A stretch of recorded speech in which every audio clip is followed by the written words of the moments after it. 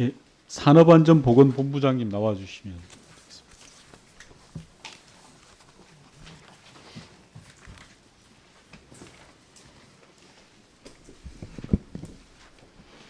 예, 제 질의는 본부장님하고 산업안전보건공단 이사장님한테 드릴 텐데 이사장님 앉아서 편하게 질의 답변해 주시면 됩니다.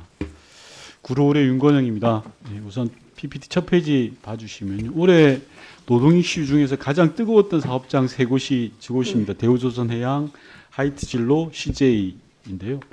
핵심은 원하청 이중 구조를 보여주는 곳이고요. 공통적으로는 원청 사업자에 대한 교섭 거부가 일어났던 곳입니다. 당연히 본부장님 잘 아실 거라고 생각하고요.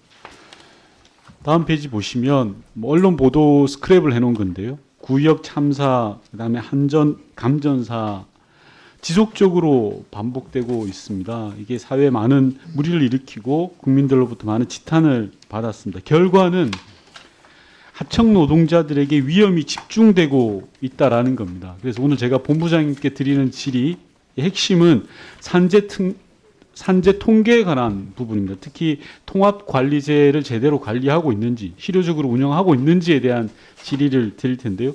본부장님 우선 하청 노동자 산재가 전체 산재 중에 몇 퍼센트 되는지 알고 계십니까? 네, 중대재해로 보면은 한 40% 정도가 하청에서 발생하고 있습니다. 그게 정확한 통계로 나와 있습니까? 그 중대재해로 인한 통계라는 건 사망사고 말씀하시는 거 네, 아닙니까? 그렇습니다. 사망사고 이외에 산재 일반적인 통계를 묻는 겁니다. 중대재해법에 의해서 사망사고는 당연히 통계가 잡히니까 그걸 모를 수는 없겠죠. 네, 하청 노동자 산재 전체 통계에 대해서 물어보는 겁니다. 예, 전체 통계로 하려면은 대한민국에 있는 모든 사업장을 원청과 하청으로 구분을 해야 되는 기준이 네. 있어야 되는데 그 기준들이 사실은 없어서 예. 뭐 정확한 통계를 내기는 좀 다음 쉽지는 PPT 봐주십시오. 그렇게 말씀하실 줄 알았고요. 이게 2018년 인권위에서 만든 자료입니다. 간접고용 노동자 실태조사 자료인데요. 업무상 제 경험 비율이 원청에 비해서 한 2배, 그다음에 본인 부담 처리 비율도 대략 한 2배, 산재보험 처리 비율도 뭐 숫자가 낮은 게 배에 가까이 되니까 2배입니다. 쉽게 말해서 하청의 재해 위험이 정규직의 2배 가까이 된다라는 겁니다. 그런데 2018년 인권위에서 조사를 했는데 노동부에서는 그 이후로 단 한 번도 실태조사, 실태파악 같은 걸 해본 적이 없습니다. 혹시 본부장님 제가 모르는 실태조사 파악한 게 있나요? 이와 관련해서. 네, 18년 이후 최근까지 부분에 대해서도 제가 지금 기억하고 있는 건 없습니다. 아마 있을 수도 있는데요. 제가 모를 수도 있긴 한데. 당연히 없을 겁니다. 인권위가 하도 답답해서 인권위가 자체적으로 조사를 한 거니까요. 네. 왜 못합니까? 그게 왜 실태조사가 왜 안 되죠? 다음 PPT 보여주십시오. 안 되는 이유에 대해서 간단하게 말씀해 주십시오. 실태조사조차도 안 되는 이유.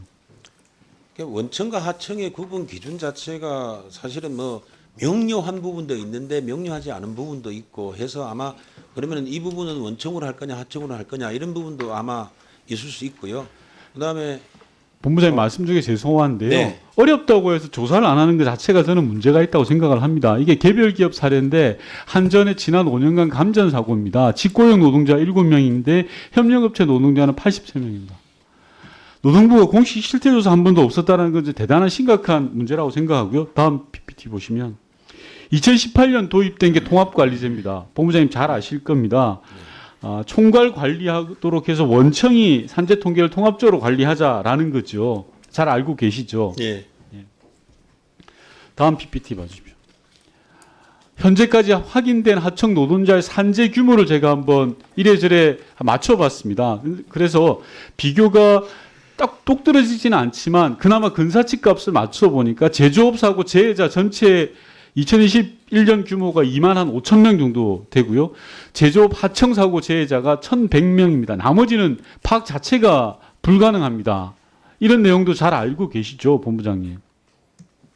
네, 뭐 저 통계 자체는 제가 잘 모르겠습니다만은 아마 저럴 가능성이 있을 것 같습니다. 예, 당연히 통계 받은 거고요.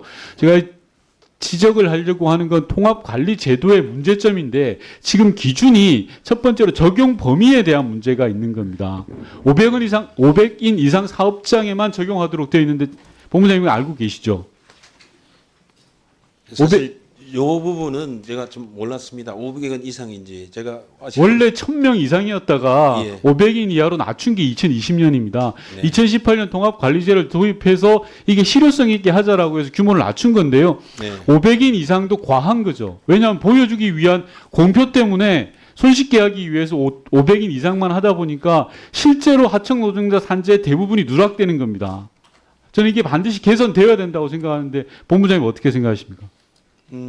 통합관리제도 자체가 이제 원청의 하청의 근로자에 대한 안전보건 관리를 좀 시스템적으로 체계적으로 좀 하라는 책임을 부과하는 간접적 책임 부과 방식이기 네, 때문에 이 부분에 대해서는 상당히 여력이 된다면은 확대하는 방향으로 가는 당연히 것 같다. 여력을 해야죠. 아까 예. 말씀드렸던 것처럼 위험은 하청 노동자들이 2배 이상 그 부담 압력을 받고 있는데 네. 통계조차 제대로 확보하지 못한다는 건 좀 문제가 있다고 생각하고요. 예. 다음 PPT 보시면 업종도 한정이 되어 있습니다. 적용 대상 분야를 4개 분야로 한정을 하고 있고요. 전기업 같은 경우는 최근에나 이게 포함이 되어 있는 겁니다. 근데 문제는 더 이상 향후에 확대할 계획이 없는 겁니다. 애초 2018년에는 제조업, 철도운송업, 도시철도운송업 3개로 출발했다가 전기업을 추가했는데 예컨대 하청이 많은 건설업 등은 예외로 지금 통합관리제에 두고 있습니다.